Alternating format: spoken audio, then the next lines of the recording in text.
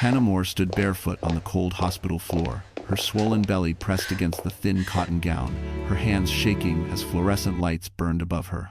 The private surgical center in Midtown Manhattan smelled of disinfectant and expensive perfume, the kind that tried to hide fear with money. Nurses passed quickly, eyes lowered, pretending not to see what was happening in the hallway outside Operating Room 3. Victor Langford's hand was locked around Hannah's collar. He yanked her closer, his voice low and precise, the same voice he used in boardrooms and investor calls. "Sign it," he said. "This ends tonight." The paper crumpled between them. A kidney donation consent form already clipped to a metal board. Hannah's name was typed neatly at the top. Below it, 2 signatures already sat where her own should have been. They looked like hers, too much like hers. "I'm pregnant," Hannah whispered, one hand instinctively shielding her stomach. "They said I can't." Victor tightened his grip. "You can," he cut in. "You will."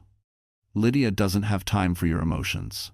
Across the hall, Lydia Cross lay on a gurney, pale makeup carefully applied, IV line taped to her arm. She watched the scene with wet eyes and trembling lips, the perfect picture of a dying woman. When their eyes met, Lydia's mouth curved into something that wasn't quite a smile. A nurse cleared her throat. "Mr. Langford, we need the patient calm before anesthesia." Victor didn't turn. "She'll be calm when she signs." Hannah felt the room tilt. Her heart raced, each beat slamming into her ribs, into her baby. She remembered the doctor's warning only 2 days ago. High risk, possible preterm labor, avoid stress, avoid trauma, avoid fear. She almost laughed at how impossible that sounded now. Her phone slipped from her fingers and hit the floor. The screen lit up. A message from Victor, sent minutes earlier, glowed like a threat. "If you refuse, you leave here alone. Without money, without a child." Tears blurred Hannah's vision. She realized, with a hollow clarity, that this was never about saving a life. It was about control. It always had been. Victor leaned closer, his breath cold against her ear. "This is your last chance," he whispered. "Either you give her your kidney, or I take everything else from you." Somewhere beyond the closed doors, machines hummed, monitors beeped, and a surgical team prepared for a procedure built on lies. Contracts had been signed in secret offices, favors traded in quiet elevators, and silence purchased with money. Hannah felt smaller than ever, yet something inside her refused to disappear despite the fear crushing her chest. At the end of the hallway, a small red light blinked on above a security camera, quietly recording every second. Hannah opened her mouth to speak, unaware that this moment would shatter Victor's world forever. 2 weeks earlier, Hannah Moore still believed her marriage could be saved. She woke each morning in the penthouse overlooking the Manhattan skyline, sunlight spilling across marble floors she never felt were hers. At 26 weeks pregnant, her body felt heavy, but her hope was stubborn. She told herself Victor Langford was only stressed, only busy, only distant because powerful men carried heavy burdens. Victor no longer touched her unless it was necessary. No casual kisses, no hand on her back. When Hannah spoke, he often looked past her, fingers scrolling on his iPhone, nodding without listening. When she asked about the late nights, he smiled calmly and said, "You worry too much. That's the hormones." She believed him, because believing him was easier than admitting she was alone. Hannah had given up her nursing job when the pregnancy became risky. Victor insisted. "Focus on the baby," he said. "I'll take care of everything." At first, it sounded loving. Slowly, it became a cage. Her bank cards stopped working one by one. Her name was removed from shared accounts. Even the apartment concierge was instructed to call Victor before letting her guests upstairs. When Hannah protested, Victor reminded her gently, "You don't need to stress about money. I handle it. Trust me." Trust became silence. Silence became fear. One night, unable to sleep, Hannah wandered into Victor's home office. His MacBook Pro sat open on the desk, a glowing spreadsheet filled with medical investments, clinic acquisitions, and patient volume forecasts. She didn't understand most of it, but one folder caught her eye. It was labeled simply, L.C. Treatment Timeline. Inside were lab results, compatibility charts, and surgical schedules. At the top was Lydia Cross's name. At the bottom was Hannah's blood type. Her hands began to shake. Before she could read more, Victor appeared in the doorway. He didn't yell. He didn't panic, he just closed the laptop and looked at her with quiet disappointment. "You shouldn't touch my work," he said. "I'm your wife," Hannah replied softly. "Why is my blood type in your files?" Victor sighed, as if explaining something to a child. "Because families help each other, and Lydia is family." That was the first time Hannah understood she had already been chosen. Days later, Lydia appeared at their penthouse, pale and fragile, leaning on Victor's arm. She thanked Hannah for the tea, for the couch, for being so understanding. When Lydia excused herself to the bathroom, Victor leaned in and whispered, "She's very sick. Don't make this harder than it has to be." Hannah placed a hand on her belly, feeling her baby move, as if sensing danger. She wanted to scream, to run, to call someone, anyone, but she had no money, no access, and no proof. That night, as Victor slept peacefully beside her, Hannah lay awake staring at the ceiling, realizing she was not a wife in this house. She was inventory, and somewhere, plans were already moving forward without her consent. She listened to the city outside, distant sirens and traffic echoing through glass walls, wondering how a woman could vanish inside a marriage without leaving her home. Fear wrapped around her tighter than Victor ever had, but beneath it grew something unfamiliar. Awareness. If this was a plan, then plans could fail. If silence had trapped her, then truth might still set her free. She did not yet know who to trust, only that time was no longer on her side, and fear was becoming a lesson. The next morning, Victor scheduled a medical appointment Hannah never agreed to attend. The appointment was scheduled without Hannah's consent, but Victor framed it as concern. He told her over breakfast, his voice smooth, that the doctor wanted routine tests because of her pregnancy. He said it while sipping coffee, scrolling headlines, acting like nothing in their world was wrong. Hannah nodded, because nodding had become a survival instinct, even when every part of her body warned her something was deeply wrong. The clinic was not a hospital. That was the first red flag. It sat between luxury offices on Park Avenue, glass walls polished, marble floors spotless, but no emergency wing, no neonatal unit, no familiar hospital noise. The receptionist greeted Victor by name. Hannah noticed that no one asked for her insurance card. Inside the examination room, Victor never left her side. He answered questions meant for Hannah. He corrected details she tried to give. When the nurse asked about her stress levels, Victor smiled and said, "She worries too much. Always has." Blood was drawn. Urine samples collected. Forms were handed over, already partially filled out. Hannah saw her full legal name typed neatly across the top of multiple pages. Consent boxes were checked in advance. When she hesitated, Victor's hand rested on her shoulder, fingers pressing just hard enough to remind her who controlled the room. "This is standard," he whispered. "Don't embarrass yourself." A doctor entered briefly, barely meeting Hannah's eyes. He spoke quickly about compatibility testing, about how family donations often saved lives. He never mentioned pregnancy risks. He never asked Hannah if she felt safe.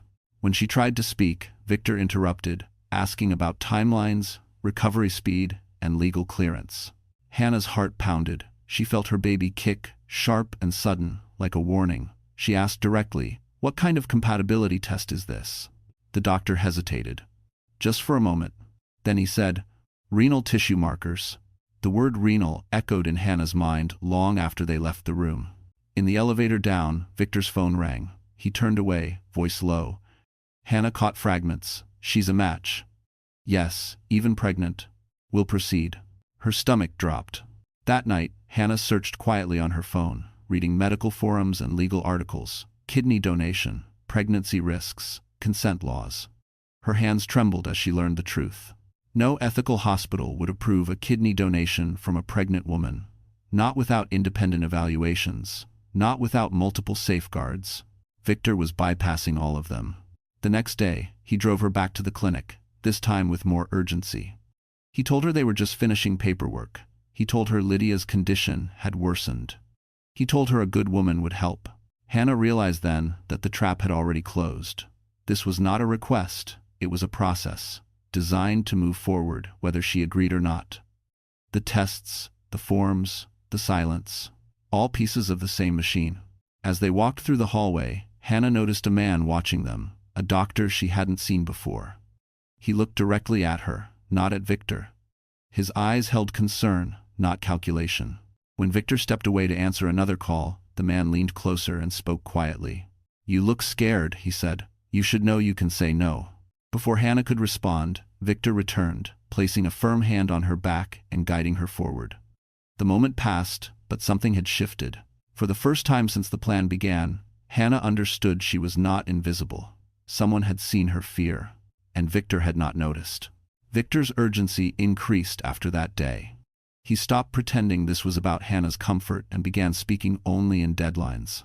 Every conversation carried the same weight, the same invisible countdown ticking towards something Hannah could not yet see but could feel pressing against her chest. Lydia Cross moved into their lives quietly, like a shadow that didn't belong but refused to leave. She began appearing at the penthouse without warning, always fragile, always grateful, always watching Hannah a second longer than necessary. Lydia spoke softly, as if every word cost her strength. She talked about fear, about pain, about not wanting to die young, and every sentence was carefully shaped to make Hannah feel responsible. One afternoon, Hannah passed the guest bedroom and heard voices. Victor's was calm, efficient. Lydia's was not weak anymore. It was sharp, confident, impatient. "She's hesitating," Lydia said. "That's dangerous." "She'll do it," Victor replied. "She has no choice." Hannah froze, her hand pressed against the wall, her breath shallow. There was no sickness in Lydia's voice, no fear, only calculation. "She's pregnant," Lydia continued. "That actually helps. Faster healing, more leverage." Victor laughed quietly. "Exactly." Hannah stepped back before the floor could betray her. Her hands shook violently now. This wasn't desperation. This was strategy. That night, Lydia cornered Hannah in the kitchen while Victor took a call. She smiled kindly, touching Hannah's arm as if they were friends. "You're strong," Lydia said. "Stronger than you think. Some women are meant to give." Hannah pulled away. "I haven't agreed to anything." Lydia tilted her head. "You already have, you just don't know it yet." Fear crawled up Hannah's spine. She locked herself in the bathroom and threw up until her throat burned. Her baby kicked again, harder this time. She pressed both hands to her stomach and whispered apologies through tears. She felt trapped inside her own body, inside a marriage that no longer recognized her as human. The next morning, Victor handed her a schedule. Appointments, evaluations, signatures, all planned, all arranged. When Hannah asked what would happen if she refused, Victor looked at her calmly. "Then I'll prove you're unstable," he said. "I'll take the baby, and you'll be alone." Later that day, at the clinic, Hannah passed Lydia's room and saw her standing, healthy and dressed, laughing on the phone. The IV was gone, the weakness was gone, the lie was gone. A man stepped into the hallway ahead, the same doctor from before. He paused, looking at Hannah with quiet concern. "This isn't right," he said softly. "You're being rushed. You're being pressured." Hannah's eyes filled with tears. "What can I do?" He glanced toward the corner camera, then back at her. "When they ask if you consent, you say you don't feel safe. Those words matter." Before Hannah could thank him, Victor's hand closed around her arm. His grip tightened as he smiled at the doctor. "Everything's under control," he said. As Victor pulled her away, Hannah looked back once more. The doctor nodded, almost imperceptibly. It was the smallest sign of resistance, but it was enough. For the first time, Hannah understood the truth clearly. Lydia was not dying. Victor was not saving anyone. They were sacrificing her. And time was running out. That evening, Victor scheduled the final consent signing for the next morning. Victor's urgency increased after that day. He stopped pretending this was about Hannah's comfort and began speaking only in deadlines. Every conversation carried the same weight, the same invisible countdown ticking towards something Hannah could not yet see but could feel pressing against her chest. Lydia Cross moved into their lives quietly, like a shadow that didn't belong but refused to leave. She began appearing at the penthouse without warning, always fragile, always grateful, always watching Hannah a second longer than necessary. Lydia spoke softly, as if every word cost her strength. She talked about fear, about pain, about not wanting to die young, and every sentence was carefully shaped to make Hannah feel responsible. One afternoon, Hannah passed the guest bedroom and heard voices. Victor's was calm, efficient. Lydia's was not weak anymore. It was sharp, confident, impatient. "She's hesitating," Lydia said. That's dangerous. She'll do it, Victor replied. She has no choice. Hannah froze, her hand pressed against the wall, her breath shallow. There was no sickness in Lydia's voice, no fear. Only calculation. She's pregnant, Lydia continued. That actually helps. Faster healing. More leverage. Victor laughed quietly. Exactly. Hannah stepped back before the floor could betray her. Her hands shook violently now. This wasn't desperation, this was strategy. That night, Lydia cornered Hannah in the kitchen while Victor took a call. She smiled kindly, touching Hannah's arm as if they were friends. You're strong, Lydia said. Stronger than you think. Some women are meant to give. Hannah pulled away. I haven't agreed to anything. Lydia tilted her head. You already have, you just don't know it yet. Fear crawled up Hannah's spine. She locked herself in the bathroom and threw up until her throat burned. Her baby kicked again, harder this time. She pressed both hands to her stomach and whispered apologies through tears. She felt trapped inside her own body, inside a marriage that no longer recognized her as human. The next morning, Victor handed her a schedule. Appointments, evaluations, signatures, all planned, all arranged. When Hannah asked what would happen if she refused, Victor looked at her calmly. Then I'll prove you're unstable, he said. I'll take the baby, and you'll be alone. Hannah felt sweat gather at her temples as the walls seemed to close in. She could hear her pulse louder than the voices, louder than Victor's threats. Every instinct told her to run, yet her legs refused to move. She thought of the nursery she never finished, the tiny clothes folded alone, the future she imagined. This room was stealing that future piece by piece. Fear begged her to surrender, but something deeper answered back. It was not courage, it was motherhood, raw and unyielding, demanding she protect what could not speak for itself. Right now, she understood, survival was no longer optional. As staff hesitated, unsure, Hannah felt another contraction tighten around her womb, stronger than before. Somewhere down the hall, a monitor alarm beeped once, sharp and urgent, and for the first time, Victor realized Hannah's body was about to force a decision he could no longer control. Pain rolled through Hannah's body in slow waves as the clinic staff guided her into a private waiting room. The contraction faded, leaving her breathless and cold, but its warning remained. Something was changing, and Victor could feel it too. His calm cracked into irritation, his voice sharper as he spoke to nurses, demanding speed, demanding answers. A fetal monitor was strapped around Hannah's stomach. The steady rhythm filled the room, the sound of her baby's heart fighting to stay steady inside chaos. A nurse glanced at the screen, then at Hannah's face, pale and damp with sweat. She needs rest, the nurse said carefully. Victor cut her off. She needs to sign. The door opened and the doctor Hannah had seen before stepped inside. Dr. Samuel Ortega. He did not rush. He washed his hands slowly, deliberately, as if reclaiming time Victor wanted stolen. He reviewed the chart, his brow tightening. She's having contractions, he said, stress-induced. This pregnancy is high risk. Victor crossed his arms. We're not here for pregnancy. We're here for consent. Dr. Ortega finally looked directly at Hannah. Do you feel safe right now? The question landed like oxygen. Hannah swallowed, remembering his words from the hallway. Her voice trembled, but she spoke. No. Silence spread through the room. Victor laughed once, sharp and humorless. She's anxious. It's documented. Dr. Ortega raised a hand. Anxiety does not remove autonomy, and coercion voids consent. He turned to the nurse. Pause all paperwork. Victor stepped forward. You don't have authority. I do, Dr. Ortega replied calmly. And so does the law. The nurse hesitated, then nodded, setting the clipboard down. The smallest action, but it felt monumental to Hannah. Victor's face darkened. He leaned close to her ear. You're making this worse, he whispered. You're embarrassing yourself. Hannah closed her eyes. For the first time, she did not apologize. Minutes stretched. Outside, voices murmured. Phones rang. Victor paced like a trapped animal. Hannah focused on breathing, on the monitor's rhythm, on keeping her baby safe for one more minute. Then Victor's phone vibrated. He glanced at the screen, stiffening. We're running out of time, he said, more to himself than anyone else. Dr. Ortega noticed.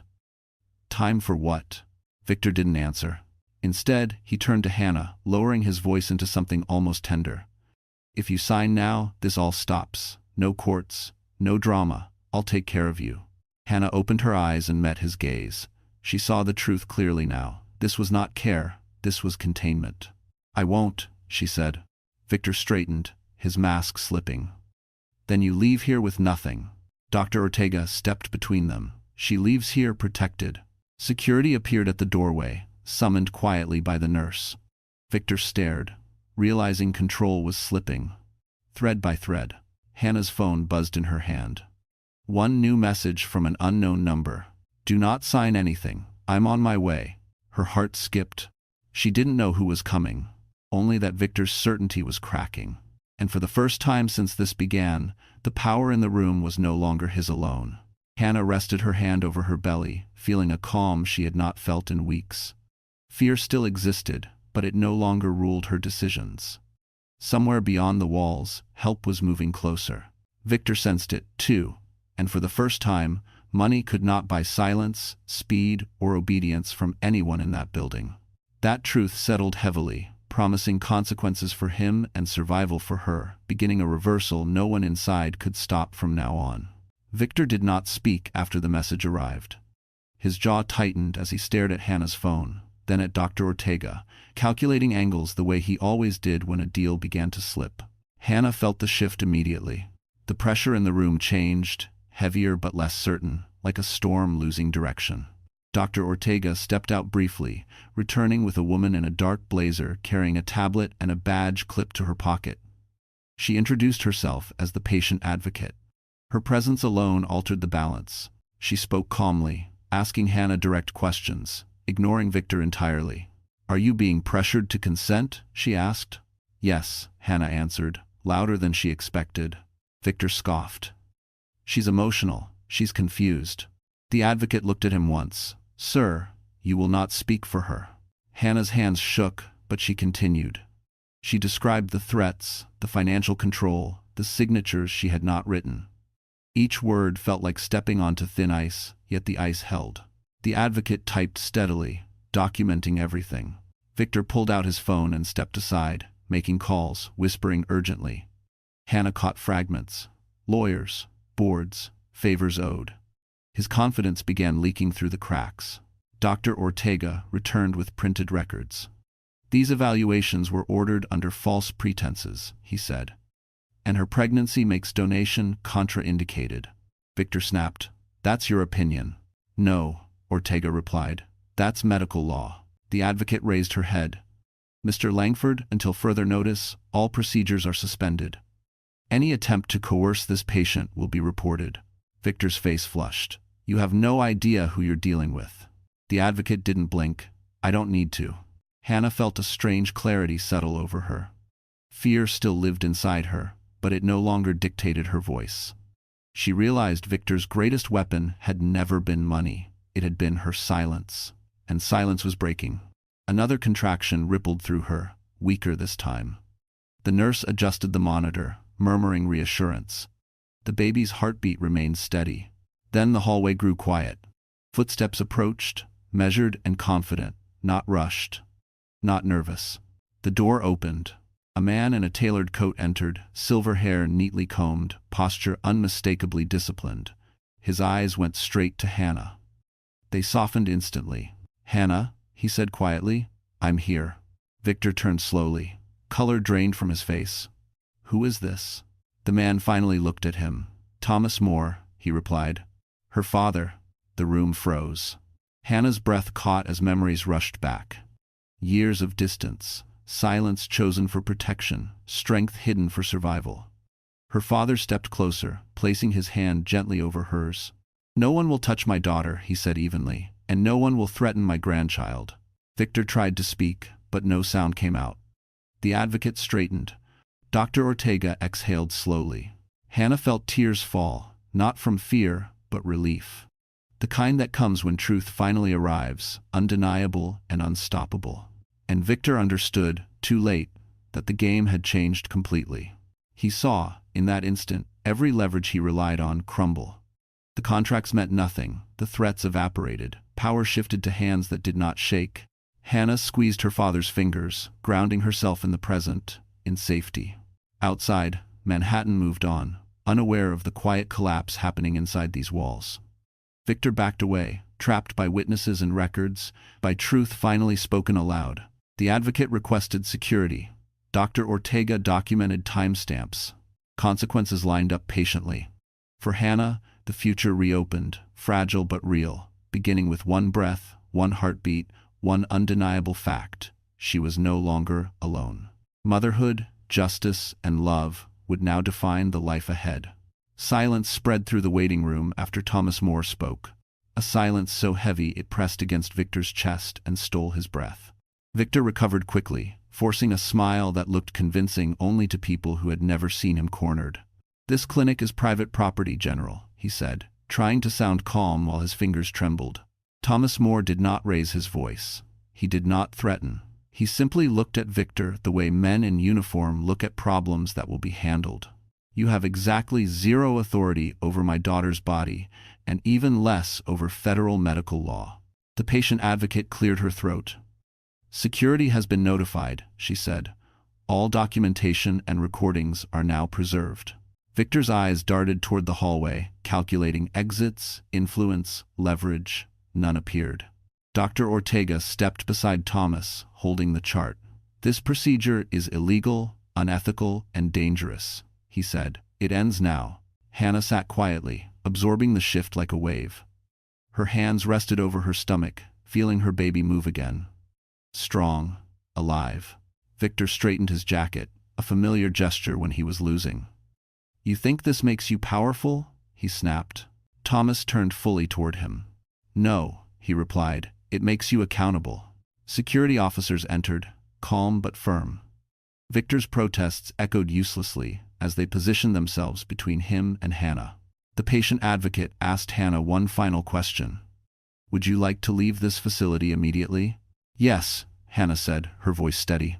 As she stood, pain flared briefly, then faded. Her father moved instinctively, supporting her weight.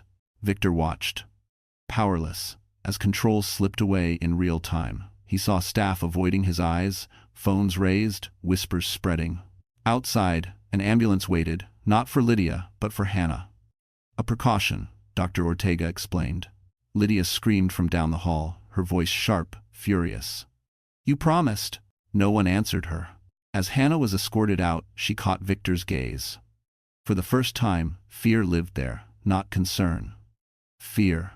The doors closed behind her, sealing the clinic, the lies, the plan that nearly destroyed her. In the ambulance, Hannah exhaled deeply, tears slipping free. Thomas squeezed her hand. "I'm sorry I waited," he said. Hannah shook her head. "You came," she replied. "That's what matters." Sirens faded into the city's noise. For the first time in months, Hannah felt safe. Behind them, Victor Langford's world began to collapse. Quietly, inevitably, under the weight of evidence and witnesses. He would fight, Hannah knew. Men like Victor always did. But the fear was gone. In its place stood truth, recorded and protected. The baby kicked, steady and sure, as if reminding her why she endured. Hannah closed her eyes, holding on to that rhythm, unaware that this escape was only the beginning. Victor would soon learn that power borrowed from fear never lasts. Investigations would follow, accounts frozen, names dragged into light. But tonight, none of that mattered to Hannah. She rested against the stretcher, listening to her father's calm breathing, memorizing the feeling of safety. For the first time, the future did not feel like a threat. It felt uncertain, yes, and fragile, but it belonged to her. Hannah did not know what justice would look like, only that it had started. Somewhere behind hospital walls, Victor was realizing something terrifying. Money could delay, threaten, and manipulate, but it could not erase what had been seen. Hannah opened her eyes and smiled faintly, one hand over her heart. The road ahead would be hard, but it would be hers. And Victor's grip was finally gone forever, now completely broken beyond repair. Night fell over Manhattan as Hannah lay in a private hospital room. Lights dimmed, machines humming softly around her. The adrenaline had faded, leaving exhaustion heavy in her limbs. Yet sleep refused to come. Every time she closed her eyes, Victor's voice returned, sharp and cold. reminding her how close she had come to losing everything. Thomas sat beside her bed, silent, watchful. He had not left since the ambulance arrived. His presence was steady, grounding, but it also opened old wounds. Years of absence pressed between them, unspoken and unresolved. "I should have told you sooner," Hannah said finally. Thomas nodded once. "I should have listened sooner." They shared a quiet understanding. Regret did not need details. A nurse entered to check Hannah's vitals. "Baby looks good," she said with a reassuring smile. "You did the right thing coming in." Hannah swallowed hard. Doing the right thing had nearly destroyed her. Across the city, Victor Langford was not sleeping either. He sat alone in his penthouse, jacket still on, staring at his phone as messages piled up unanswered. The clinic's board demanded explanations. Investors asked questions he could not dodge. For the first time in his life, silence from money terrified him. Lydia Cross paced his living room, no longer pretending weakness. "You let her walk out," she hissed. "You promised this would be done." Victor turned slowly. "You said she would sign. I said you would make her sign." Glass shattered as Victor slammed his fist into the table. Everything was controlled. "It still can be," Lydia said. "We discredit her. Mental instability, pregnancy hormones, we move fast." Victor hesitated. That hesitation cost him everything. Back at the hospital, Hannah's phone buzzed with a message from Rachel Nguyen. "We're filing an emergency protective order tonight. He can't reach you." Relief washed over Hannah so suddenly she began to cry. Not quietly, not politely. She cried until her chest ached and her father held her hand tighter. Dr. Ortega stopped by briefly, explaining the next steps. Reports, statements, investigations. He spoke gently, but the weight of his words lingered. "This won't be quick," he warned, "but it will be thorough." Hannah nodded. She was no longer afraid of time. She was afraid of silence. Later, alone again, Hannah rested both hands on her stomach, feeling the slow, reassuring movement inside. She whispered promises she would keep: protection, truth, freedom. What she did not know was that Victor was already moving, calling favors, preparing his counterattack. He would not surrender quietly. He never had. And somewhere between fear and resolve, Hannah understood something new. Escaping the clinic had saved her body. The next battle would test her spirit. Outside the window, traffic flowed like a river of light, uncaring, endless, reminding Hannah that the world never stopped for private suffering. She watched it until her breathing slowed. Tomorrow would bring lawyers, statements, and public scrutiny. Lies would surface. Truth would be questioned. But tonight, she allowed herself one fragile certainty. She had chosen her child. She had chosen herself.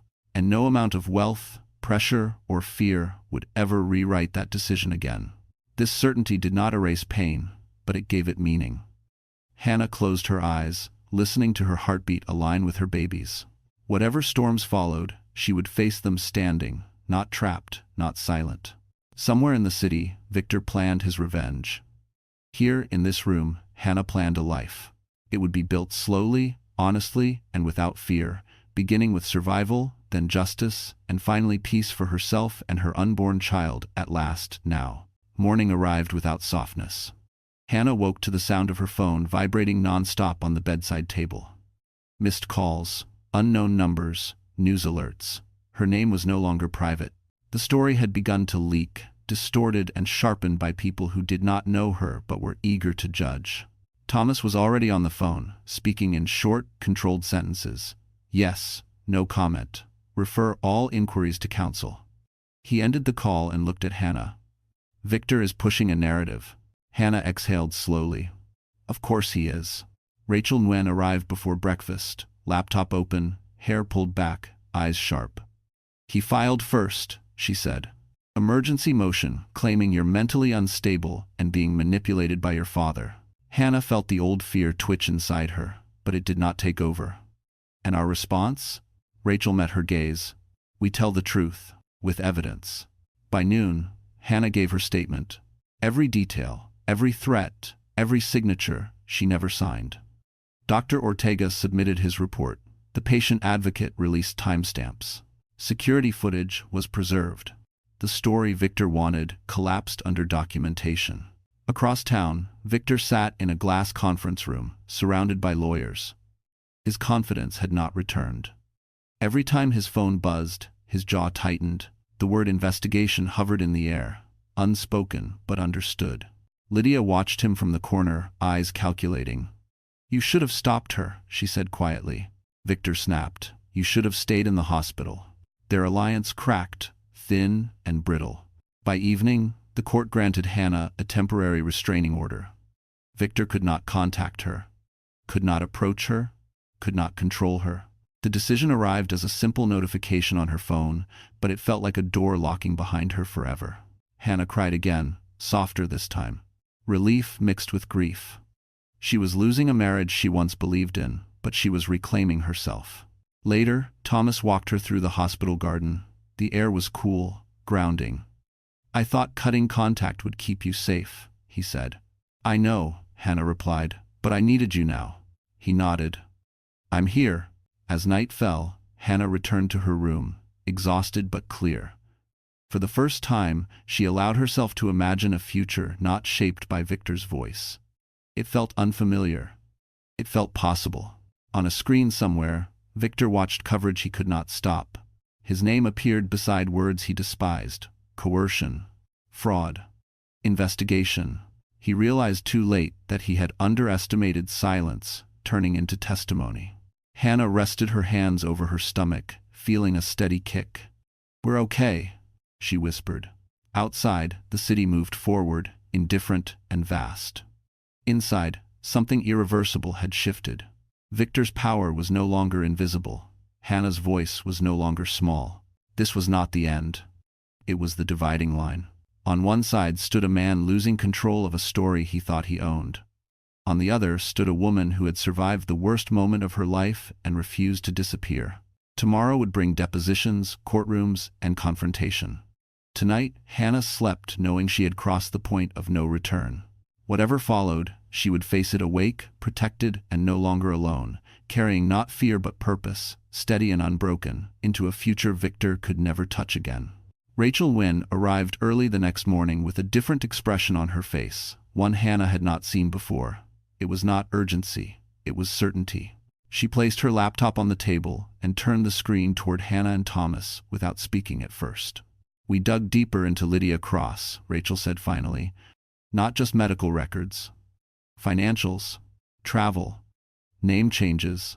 Hannah leaned forward, heart tightening. "And?" Rachel clicked once. A timeline appeared. Different states, different clinics, different names, the same pattern repeating over 10 years. "Lydia Cross is not her legal name," Rachel continued. "It's her third." Hannah felt a chill. "Third?" Rachel nodded. "She's been investigated twice before. Both cases settled quietly. One donor backed out. One surgery stopped mid-process. No charges. Money erased everything." Thomas's jaw hardened. "Until now." Rachel scrolled again. "Her kidney failure is real," she said, "but not terminal. She refused dialysis repeatedly. She delayed treatment to force urgency. That pressure was intentional." Hannah closed her eyes. The sickness she felt had nothing to do with pregnancy. "At least 3 women were targeted before," Rachel added. "None pregnant. You were different." "Because of Victor," Hannah said softly. "Yes," Rachel replied, "because of access." Across the city, Lydia sat alone in a hotel room, staring at her phone as messages went unanswered.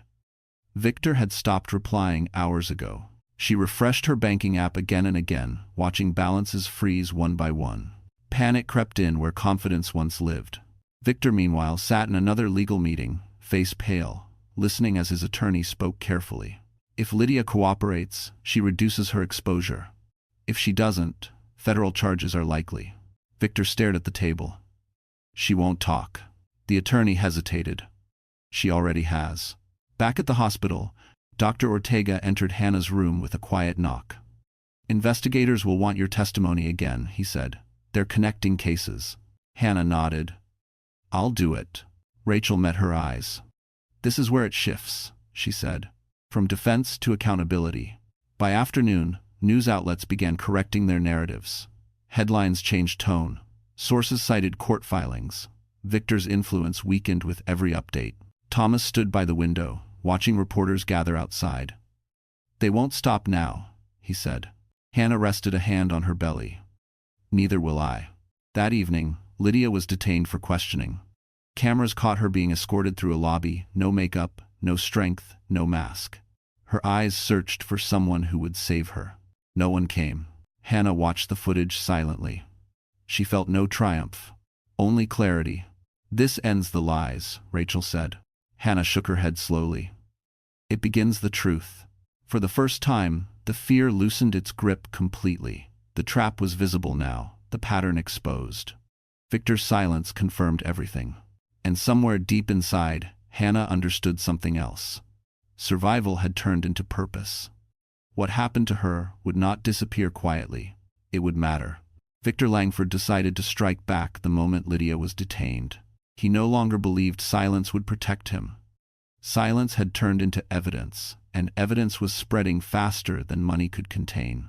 By nightfall, his attorneys filed an emergency motion demanding Hannah undergo a psychological evaluation, citing pregnancy stress, past anxiety notes, and alleged manipulation by her father.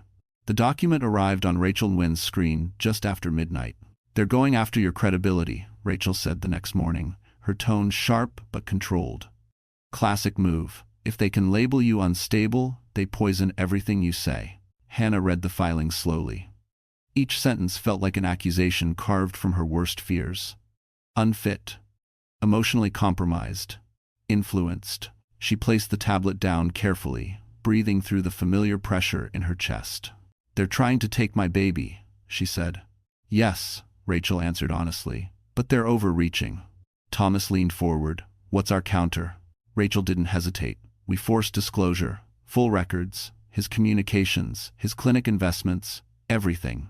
That afternoon, Victor sat across from his legal team as they warned him the risk was escalating. "If the judge grants discovery," one lawyer said, "they'll see patterns you don't want seen." Victor's eyes hardened. "Then we delay." But delay failed him. By evening, the judge denied his motion and granted Hannah protection from any compelled evaluation, citing coercion evidence and pregnancy risk. The ruling landed like a crack through Victor's remaining control.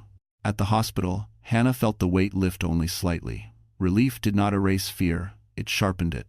Dr. Ortega stopped by again, this time with a quiet seriousness. "You should prepare," he said. "Victor will push harder. This is where men like him become dangerous." Hannah nodded. "I know." Later, alone, she recorded a statement. Not for court, for herself. She spoke plainly, naming what had happened, naming the fear, naming the truth. When she finished, her hands were steady. Across the city, Victor met with a private consultant, someone who specialized in reputation management. "We control the narrative," the man said. "Paint her as tragic, confused, not malicious, just unwell." Victor agreed. He always did. The next morning, an article appeared suggesting Hannah's claims were exaggerated. It quoted unnamed sources. It questioned motives. It implied manipulation. Hannah saw it and felt the sting, but it did not break her. Instead, something unexpected happened. Messages arrived. Women she did not know, nurses, former patients. Quiet voices saying the same thing. "I believe you. This happened to me too. Thank you for speaking." Rachel read them silently, then looked up. "This is bigger now," she said. "And Victor knows it." That evening, Hannah stood by the window, city lights reflecting in glass. Her baby moved gently inside her, grounding her in the present. She understood the truth clearly now. Victor was no longer fighting to win. He was fighting to survive, and she was done surviving. Victor Langford arrived at the courthouse believing intimidation still worked. He wore a tailored suit, expression calm, surrounded by attorneys who spoke in rehearsed confidence. Cameras flashed as he entered, and for a moment he felt familiar power return. Appear strong, appear certain, and doubt would follow. Inside a quiet conference room, Hannah waited with Rachel and Thomas. Her hands rested over her stomach, posture steady. She no longer looked like someone being dragged into court. She looked prepared. When Victor entered, their eyes met briefly. He looked away first. The hearing began without drama. The judge reviewed filings, evidence, timestamps, and sworn statements.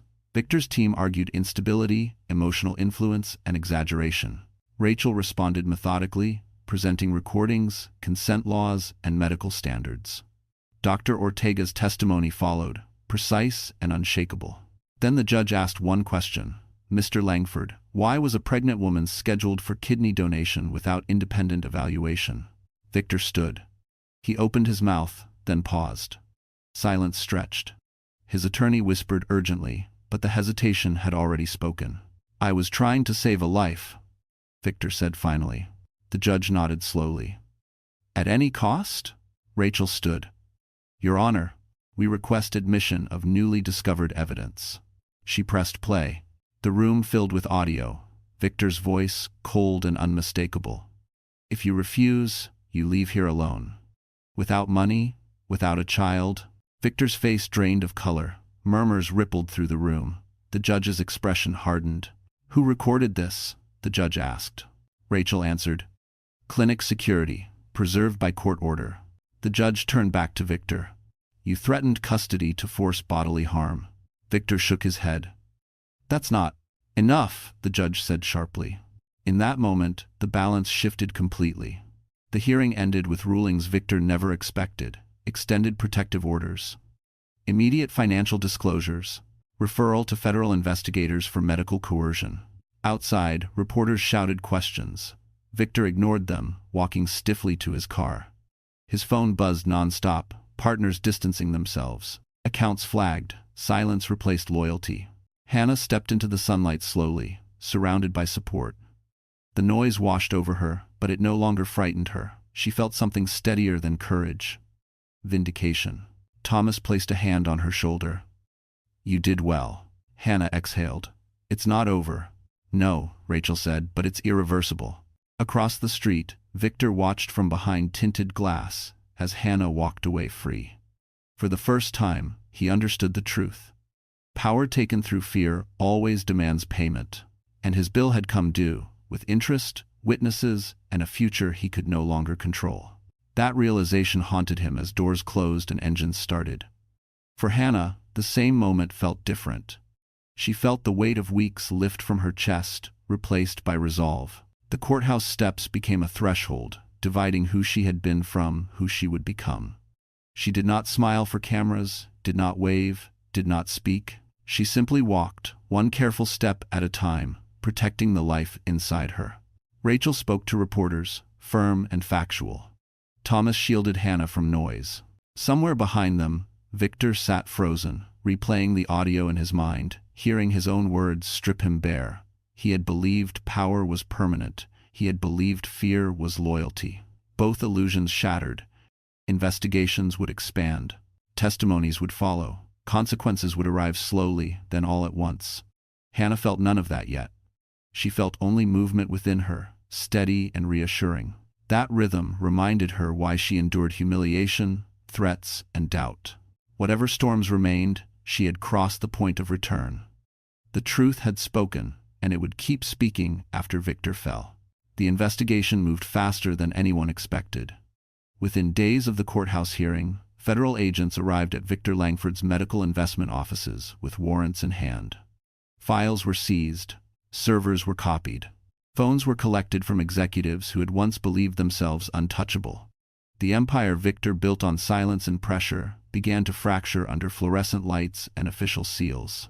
Hannah followed the developments from a quiet apartment arranged by Rachel. It was temporary, secure, and intentionally ordinary. No marble floors, no doormen who reported her movements.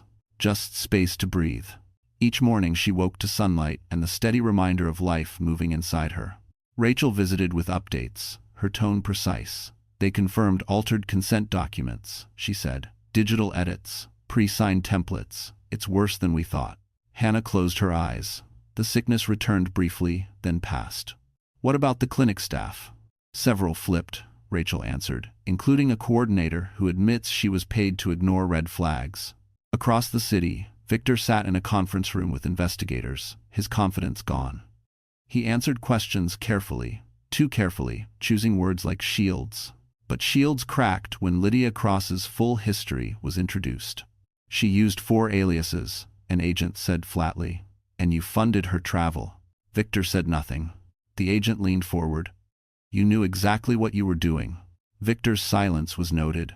That afternoon, Lydia was formally charged. The footage of her arrest spread quickly. Gone was the fragile woman from hospital beds. In her place stood someone smaller, exposed, eyes darting toward exits that did not exist. Hannah watched one clip and turned it off. She felt no satisfaction, only a quiet finality. Dr. Ortega visited later that day. "Your stress levels are stabilizing," he said with a small smile. "That matters." "It's because I'm not being hunted anymore," Hannah replied. He nodded. "That helps." Outside, public opinion shifted sharply. New reports connected dots. Experts spoke. Patterns emerged. Victor's name became shorthand for abuse of power. Sponsors withdrew. Boards suspended him. The man who once controlled rooms now avoided windows. Victor tried to call Hannah once. The call never reached her. The restraining order blocked it automatically. That silence broke something inside him. For the first time, his voice meant nothing. That night, Hannah sat alone, writing in a notebook. Not evidence. Not testimony. Truth. In her own words. She wrote about fear, about being reduced to usefulness, about the moment she chose to speak. The baby kicked as if approving. She paused, hand resting on the page. She understood something clearly now. Justice was not loud, it was relentless. Elsewhere, Victor's lawyers warned him quietly, "If this goes to trial, prison is possible." Victor stared at the wall. He had no response. Hannah learned of this the next morning. Rachel delivered the news gently. "He's facing federal charges." Hannah nodded. "I just want it to end." "It will," Rachel said, on the record. As the day faded, Hannah stood by the window, watching the city glow. She was tired, deeply, but it was a clean exhaustion, no fear attached. Just the weight of survival giving way to something steadier. Behind bars or in boardrooms, consequences were aligning. For Victor, the future narrowed. For Hannah, it opened. He placed both hands over her stomach and whispered, "We're almost free." Outside, sirens passed without meaning. Inside, peace began to settle. Not sudden, not dramatic, but earned. The truth had done its work, and it would not stop now. 3 weeks later, Hannah returned to the clinic building for the first time, not as a patient, but as a witness. The marble lobby looked smaller now, stripped of power and illusion. Federal notices were taped beside the elevator, and staff avoided eye contact, moving like people who knew the ground beneath them had shifted permanently. Hannah walked slowly, one hand on her belly, Rachel at her side. Dr. Ortega waited near the conference room, his posture tense. Inside, several clinic executives sat with attorneys, faces pale. The atmosphere was heavy. No cameras, no Victor, only consequences. When Hannah entered, something unexpected happened. One by one, members of the surgical team stood. A nurse began to cry. A junior doctor lowered his head. The chief surgeon stepped forward, voice shaking. "We failed you," he said. "We chose speed and silence over ethics. We are sorry." The words landed harder than any threat ever had. Hannah felt tears rise, but she did not look away. This apology was not mercy. It was acknowledgement. The surgeon continued, "We cooperated because we were afraid. Afraid of Victor, afraid of losing our careers. That does not excuse what we did." Several staff members followed, admitting they had ignored signs of coercion. One nurse knelt, hands trembling, whispering apologies she could barely finish. It was not dramatic. It was raw and deeply human. Hannah listened without interrupting. When they finished, the room waited for her response. "I don't forgive you today," she said quietly, "but I accept the truth. And I hope you never forget what silence costs." No one argued. Outside, news broke minutes later. The clinic's license was suspended, the board dissolved. Investigators confirmed systemic violations. The building that once symbolized control became evidence. That evening, Hannah sat alone again, exhaustion settling into her bones. Rachel called with updates. Victor's assets were frozen, several properties seized. His influence was gone. "You did this," Rachel said. Hannah shook her head. "He did." Later, Thomas joined her, placing a blanket over her shoulders. "You stood your ground," he said. "So did others," Hannah replied. That night, for the first time in months, Hannah slept without fear. No dreams of hallways or signatures, only quiet. Somewhere across the city, Victor sat in an empty apartment, lights off, phone silent. He replayed the apologies in his mind, understanding too late that power collapses when witnesses speak. For Hannah, that realization felt different. It felt like release. Her child moved gently, steady, and strong. She smiled, knowing this chapter was closing, not with revenge, but with accountability, and that was enough. The following morning brought sunlight and paperwork, prenatal checks and legal calls, but Hannah felt anchored. She attended one more meeting, where regulators explained next steps and protections. She asked careful questions, not for herself alone, but for others who might be trapped in similar silence someday. Rachel outlined timelines, trials, and possible sentences. Thomas listened, silent. Hannah listened, calm. She had learned patience from fear and strength from survival. As dusk returned, Hannah stood by the window again, breathing steadily, preparing for what remained. Justice was no longer an abstract word. It was happening, slowly, correctly, and with witnesses. It would take time, hearings, and endurance, but Hannah felt ready. She placed both hands over her stomach and whispered a promise of safety. Outside, the city continued. Inside, a life and a future aligned. Victor's fall was no longer her burden. Her only task now was to move forward, protected, honest, and free. Tomorrow would come, but tonight, peace held, quietly, finally, without fear, for her. Victor Langford did not disappear quietly. When his assets were frozen and his name turned toxic, he did what men like him always did. He blamed everyone else. From a rented apartment far from his former penthouse, he authorized one final strategy. If he could not win legally, he would wound reputations and drag Hannah down with him. The first strike came as a lawsuit. Victor accused Hannah of defamation, claiming her testimony destroyed his career and endangered his mental health. The filing was aggressive, filled with dramatic language and selective facts. It was designed to exhaust her, to force her back into fear. Rachel Nguyen read it carefully, then closed the file. "This is retaliation," she said, "and it will fail." Hannah felt the familiar tightness in her chest, but it did not spiral. She placed a hand on her belly and breathed. "Then we answer it." At the same time, Victor leaked private messages to a tabloid outlet, hoping to suggest reconciliation attempts, twisted into narratives of betrayal. The article ran briefly before being challenged. Screenshots did not match metadata. Dates conflicted. Lies collapsed under scrutiny. Public response shifted again, this time decisively. Commentators called Victor's actions desperate. Legal experts labeled the suit frivolous. For the first time, Hannah felt something close to vindication without effort. Across the city, Victor watched coverage he could not influence. He threw his phone across the room, the sound sharp and hollow. Every door he once opened easily now remained closed. Federal prosecutors escalated their case. New charges were added: conspiracy, wire fraud, medical coercion. His legal team advised a plea. Victor refused. "I won't kneel," he said. But the world no longer waited for his permission. Hannah attended another prenatal appointment, this time alone, calm. The doctor smiled. "Your blood pressure is normal," she said. "You look lighter." "I am," Hannah replied. Outside the clinic, she received a message from Rachel. Victor's countersuit dismissed. Judge's language was strong. Hannah closed her eyes, relief washing through her completely. The last rope Victor held had snapped. That evening, Thomas cooked dinner in the small apartment, something simple. They ate quietly, comfortable in silence. "He's running out of moves," Thomas said. Hannah nodded. "So am I. And that's okay." Later, she stood by the window, watching lights flicker on across the city. She felt tired, but not drained.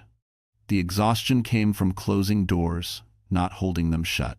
Somewhere else, Victor sat alone, staring at documents that spelled the end. His name appeared beside words he once believed only applied to others: defendant, indicted, restricted. He finally understood what he had lost. Not money, not status. Control. For Hannah, that control had never been the goal. Safety had. Truth had. Life had. She rested her hands over her stomach as her baby moved gently, reminding her of what endured. Victor's fall was accelerating, but it no longer consumed her thoughts. Justice was now a process, not a battle she had to fight alone. Tomorrow would bring new headlines, hearings, and dates. Tonight brought something else, closure, not complete, but real. Hannah turned away from the window, turned off the light, and lay down peacefully. The past no longer chased her, the future waited patiently. And for the first time since this began, she slept without fear, knowing the worst was behind her and nothing Victor tried could ever reach her again.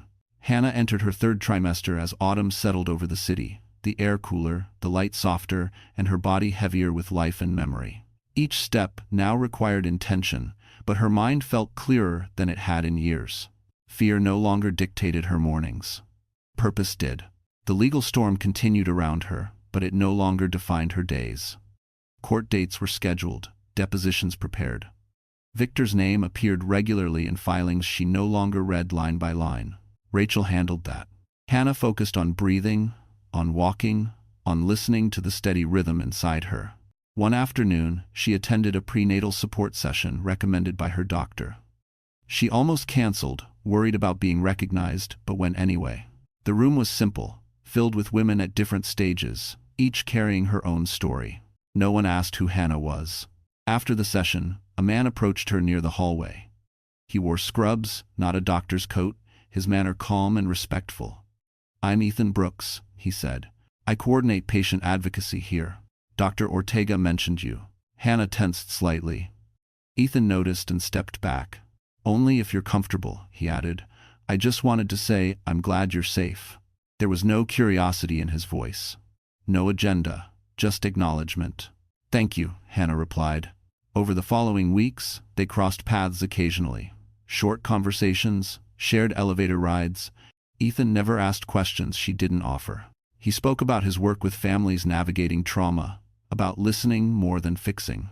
Hannah found herself relaxing around him, surprised by the absence of pressure. One evening, after a long appointment, Ethan offered to walk her to the exit. The city lights reflected in the glass doors. "You don't owe anyone strength," he said quietly. "Rest counts too." The words stayed with her. Meanwhile, Victor's case escalated. Lydia accepted a plea deal. Testimony expanded. The prosecution's timeline tightened. Headlines grew sharper. Hannah learned of developments through Rachel. Filtered, factual. "He's likely facing prison time," Rachel said one morning. Hannah nodded, absorbing it without triumph. "I hope he stops hurting people." That was all. As winter approached, Hannah prepared her home for the baby. Simple furniture, soft colors, no excess. Thomas helped assemble a crib, his hands careful. Their conversations were easier now. The past no longer a barrier, but a lesson. On a quiet evening, Hannah felt the baby settle, heavier, ready. She stood by the window, one hand on her stomach, one on the glass. Her life felt unfamiliar, but honest. A message arrived from Ethan, brief and considerate. Checking in, no expectation. Hannah smiled. For the first time since the clinic hallway, she allowed herself to imagine something beyond survival. Not revenge, not justice, connection. Outside, the city moved steadily forward. Inside, Hannah felt something align. The future would arrive whether she feared it or not. This time, she was ready to meet it standing, supported, and no longer alone, carrying hope instead of dread into the life waiting ahead. The trial date arrived quietly, without ceremony, but its weight settled over Hannah like gravity. She sat in the courtroom with Rachel beside her, hands folded over her stomach, listening as Victor Langford was escorted in wearing a suit that no longer protected him. He looked smaller, not weaker, but diminished, like a man stripped of context. The prosecution spoke first, laying out timelines, documents, audio, and testimony. They did not raise their voices. They did not need drama. Facts stacked neatly, one after another, until the story could no longer bend. Victor's attorney argued coercion did not exist, that consent was implied, that fear was misunderstood emotion. The judge listened patiently, then allowed the first witness.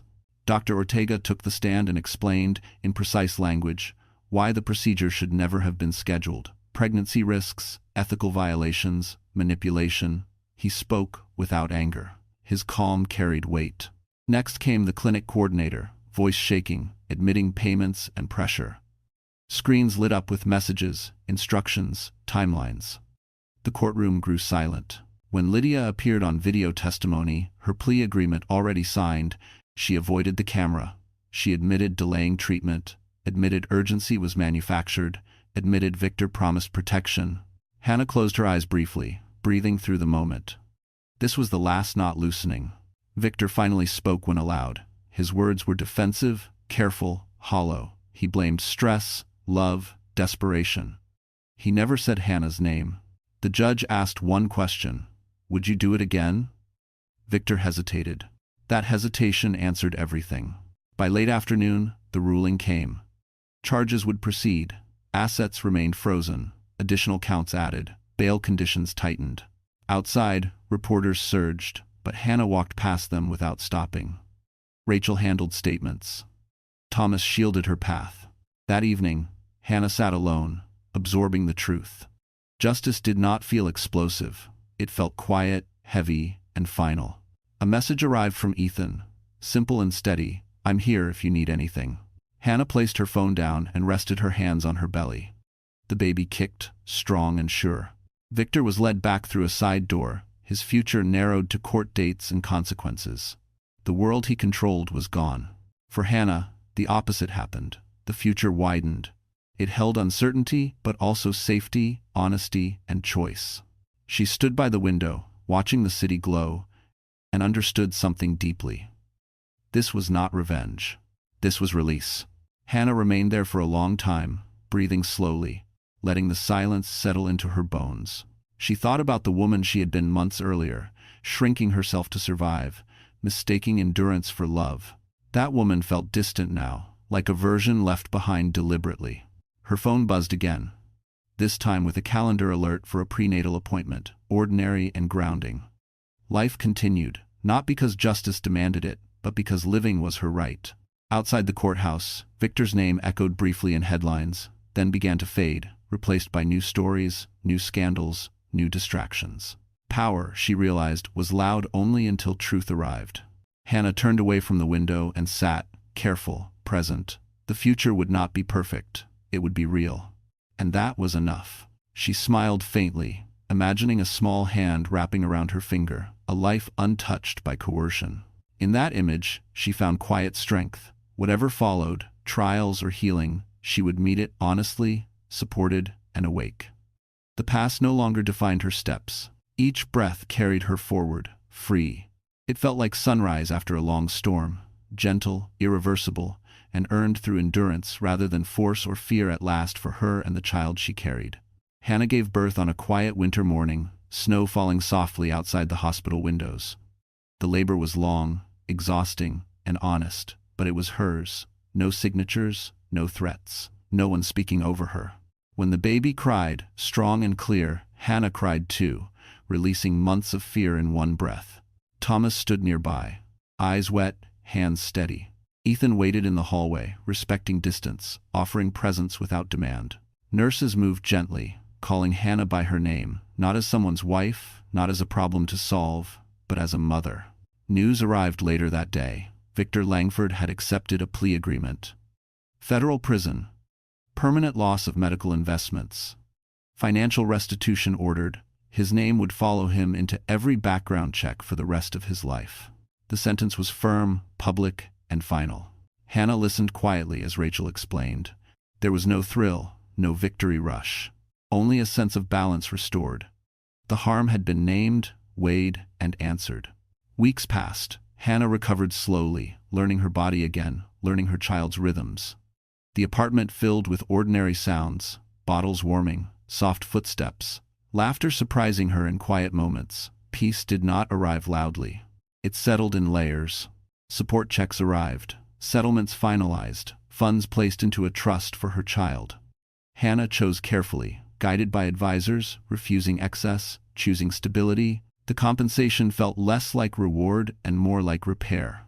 One afternoon, Hannah walked through a small park, baby bundled against her chest. Ethan joined her, hands in his pockets, matching her pace.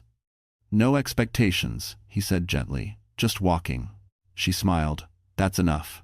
They spoke about small things. Sleep, weather, books. Silence filled the spaces comfortably. There was no rush to define anything. Trust grew because it was never demanded.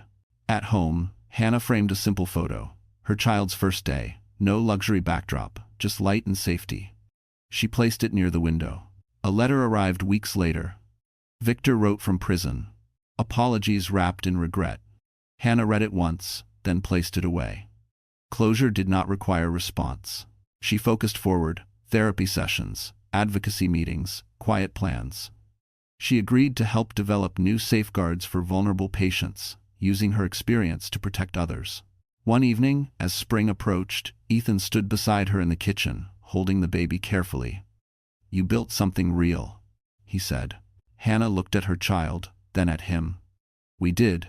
It was not a proposal, it was a promise shaped by respect. Later, as the city glowed beyond the glass, Hannah reflected on everything she had lost and gained. Marriage ended, fear ended, a child born, a life reclaimed. Justice had come, not as cruelty, but as consequence. Victor paid with freedom. Lydia paid with truth. The clinic paid with accountability. Hannah was paid differently. She was paid with safety, with love that waited, with a future she chose. And for the first time, she felt truly wealthy. It was not money that defined that wealth, but freedom of choice and dignity restored through pain. Hannah understood now that survival was only the beginning, not the destination. She would raise her child without fear, without silence, without bargaining her body or voice. Each ordinary day would be proof. Each quiet morning would be victory. She accepted that healing was ongoing, uneven, and real. Yet she welcomed it. The past no longer owned her name. The future waited patiently. Hannah stepped forward, carrying love, responsibility, and courage, certain that nothing taken from her could ever be used against her again. This marked a true ending and an earned beginning. Hannah's life no longer felt like a recovery. It felt like construction.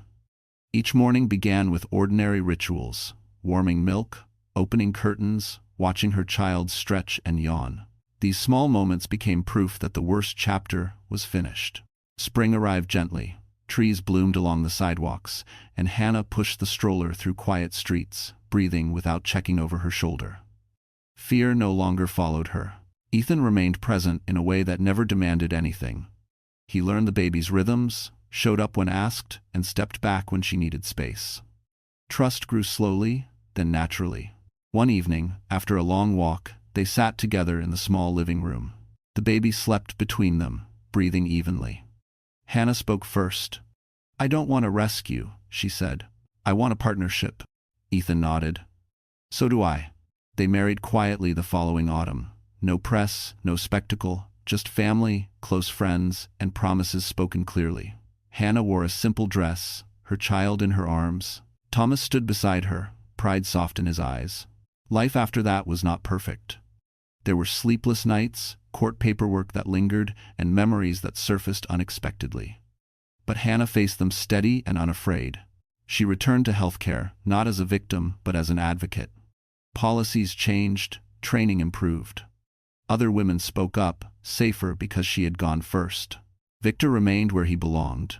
His name faded from conversation, remembered only in files and warnings. Lydia disappeared from Hannah's thoughts entirely. What endured was love, not dramatic or loud, but constant. Hannah built a home where voices mattered, where consent was never questioned, and where her child would grow knowing safety as normal.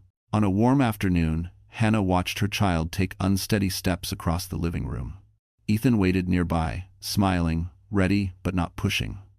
Hannah laughed, tears in her eyes. This was the reward. Not wealth, not revenge, but a life reclaimed. She understood now that strength was not surviving cruelty. It was choosing kindness after. It was refusing silence, then refusing to let bitterness replace it. As evening settled, Hannah held her family close. Outside, the city glowed, indifferent yet beautiful. She felt no need to prove anything. Justice had been served. Love had arrived. Hannah closed the door on the past, not with anger, but with gratitude for having survived. The future opened, wide and honest. She stepped into it, certain of who she was and what she would never surrender again. This ending was not loud. It was earned. And it was hers. Years later, Hannah would tell her child the story gently. Not the violence, but the choice to speak. She taught them that bodies are not currency, that love never asks for sacrifice without care. These lessons shaped a child who grew brave, curious, and kind. Hannah and Ethan built traditions slowly, holidays filled with warmth, ordinary meals that tasted like safety. Their home welcomed laughter, disagreement, and repair. Nothing was hidden, everything was named. When challenges came, they faced them together. Hannah no longer feared loss. She trusted her voice, her judgment, and the people she chose. On one quiet night, after the child slept, Hannah stepped onto the balcony. She breathed deeply, remembering the woman she once was. She whispered, thanks to her past self for surviving. Peace answered her. This was the ending the story deserved, and the beginning that followed. Hannah turned back inside, closed the door, and chose joy. Again and again, every ordinary day. For the rest of her life, without fear, without silence, and without compromise, ever again fully. So the story comes to an end here. And if you're still with us right now, truly still here until this moment, then something in this journey has touched your heart in a quiet but meaningful way. Stories like Hannah's remind us of a simple truth many of us forget while trying to survive difficult relationships or painful seasons. Your body, your voice, and your life are never bargaining chips. Stoic thinkers like Marcus Aurelius once said, "You have power over your mind, not outside events." Healing begins the moment we stop believing we must endure harm to be worthy of love. What this story teaches us is not about revenge or winning, it's about choosing dignity. Hannah didn't become strong by fighting harder, she became strong by refusing to stay silent. That choice changed everything. In real life, courage often looks quiet. It looks like asking for help, setting a boundary, or walking away, even when fear whispers that you can't. If you're listening right now and something feels personal, take it as a sign.